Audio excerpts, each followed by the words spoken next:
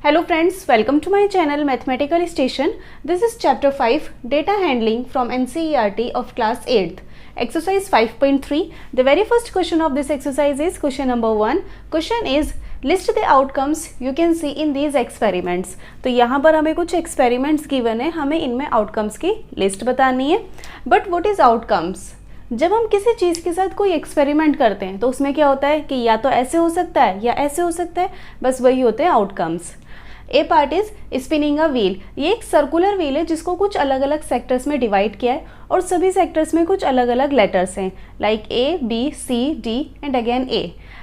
यहाँ व्हील के सेंटर पे एक एरो है जिसका पॉइंट बी पर है. अगर हम इस व्हील को स्पिन करते हैं, इसको घुमाते हैं, तो ज़रूरी थोड़ी है कि एरो बी पर ही आके रुकेगा. Arrow A B C D या ए इनमें से किसी भी लेटर पे आके रुक सकता है. तो क्वेश्चन ने यही पूछा है कि अगर इस व्हील को स्पिन करते हैं तो पॉसिबल आउटकम्स क्या क्या हो सकते हैं. एरो ए पे रुक सकता है, पॉसिबल आउटकम ए हो सकता है. एरो बी पे रुक सकता है, पॉसिबल आउटकम बी हो सकता है. Similarly possible outcome C D A इनमें से कुछ भी हो सकता है. C, D and A. इस व्हील को स्पिन करने पे ये एरो इन सब में से किसी भी लेटर पे आके रुक सकता है. पॉसिबल आउटकम्स होंगे A, B, C, D and A. लेकिन A हमने एक बार नोट कर लिया है तो क्या दोबारा रिपीट कर सकते हैं? नहीं. आउटकम्स लिस्ट में किसी भी लेटर, किसी भी नंबर या किसी भी आइटम को दोबारा रिपीट नहीं करते हैं. जो चीज़ एक बार नोट हो गई बस उसको एक ही बार नोट करना है, दोबारा रिपीट नहीं करना है. इस सर्कल में दिस एंड दिस दोनों सेक्टर ए लेटर को रिप्रेजेंट कर रहे हैं. अब क्वेश्चन किसी चीज़ को चाहे 2 टाइम्स रिपीट करे, 10 टाइम्स करे या 100 टाइम्स रिपीट करे, हमें आउटकम्स में उसको एक ही बार नोट करना है, दोबारा रिपीट नहीं करना. ये एरो इस सेक्टर में रुकता है या इस सेक्टर में रुकता है, बात तो एक ही है. दोनों केस में वो ए लेटर को ही रिप्रेजेंट करेगा, राइट. आउटकम्स लिस्ट में जो चीज़ एक बार नोट हो गई उसको दोबारा रिपीट नहीं करना है, इसलिए यहाँ से हम ये वाले ए को रिमूव कर देंगे. पॉसिबल आउटकम्स होंगे A B C and D. Okay. Answer is list of outcomes of spinning the given wheel are A B C and D. इस व्हील को स्पिन करने पे पॉसिबल आउटकम्स होंगे A B C and D और ये outcomes इसी particular wheel के लिए होंगे. अगर कोई और व्हील होता है उसमें कुछ और लेटर्स होते हैं तो उसके लिए आउटकम्स भी कुछ और ही होंगे. Okay. So part 1 is clear. Next B part is tossing 2 coins together. 2 coins को एक साथ टॉस करेंगे तो पॉसिबल आउटकम्स क्या क्या होंगे. अपनी इंडियन करेंसी के कॉइन तो सभी ने देखे होंगे. कॉइन की 2 साइड होती हैं. एक साइड नंबर लिखा होता है कि वो कितने रुपये का कॉइन है, लाइक 1 रुपये कॉइन है तो 1, 2 रुपीज़ कॉइन है तो 2, 5 रुपीज़ कॉइन है तो 5. और कॉइन की दूसरी साइड नेशनल एम्बलम का सिंबल होता है. कॉइन पे जिस साइड नंबर होते हैं वो साइड होती है टेल और जिस साइड सिंबल होता है वो साइड होती है हेड. अगर हम एक कॉइन को टॉस करते हैं तो वो आके नीचे गिरेगा. नीचे गिरने पे या तो उसकी ये साइड ऊपर हो सकती है या ये साइड ऊपर हो सकती है, या तो टेल मिल सकता है या हेड मिल सकता है. अब क्वेश्चन ने पूछा है कि अगर 2 कॉइन्स को एक साथ उछाला जाता है तो पॉसिबल आउटकम्स क्या क्या हो सकते हैं.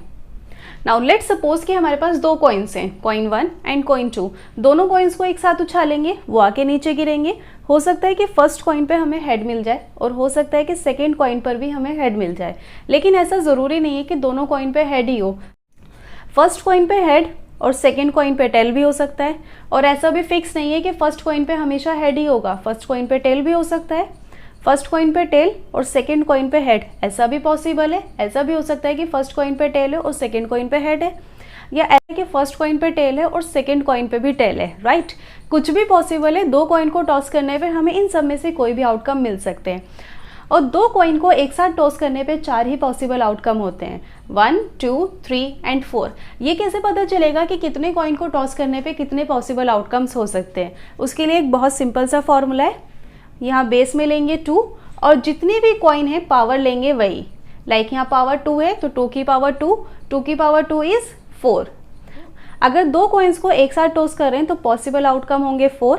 अगर 3 कॉइन होते हैं तो कितने पॉसिबल आउटकम होते हैं वो भी चेक करते हैं. 2 की पावर 3, 3 कॉइन्स होंगे तो पावर 3 होगी. 2 की पावर 3 इज 8. अगर 3 कॉइन को एक साथ टॉस करते हैं तो पॉसिबल आउटकम होंगे 8. इस तरह से हम फाइंड कर सकते हैं कि कितने कॉइन को टॉस करने पे कितने पॉसिबल आउटकम हो सकते हैं. दो कॉइन को टॉस करने पे 4 ही पॉसिबल आउटकम हो सकते हैं, इससे ज़्यादा कुछ और नहीं हो सकता। या तो दोनों कॉइन पे हेड हो सकता है, या फर्स्ट पे हेड सेकंड पे टेल हो सकता है, या फिर फर्स्ट टेल सेकंड हेड हो सकता है, या फिर दोनों कॉइन पे टेल हो सकता है। Okay, answer is when two coins are tossed together the possible outcomes of the experiment are HH, HT, TH and TT। अगर दो कॉइन्स को एक साथ टॉस करते हैं तो 4 ही पॉसिबल आउटकम होंगे।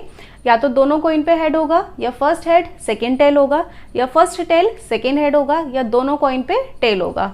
अब कुछ स्टूडेंट को डाउट होगा कि यहाँ HT और TH हमने एक ही आउटकम को 2 बार रिपीट कर दिया है, ये दोनों सेम नहीं है, ये दोनों अलग अलग आउटकम्स हैं।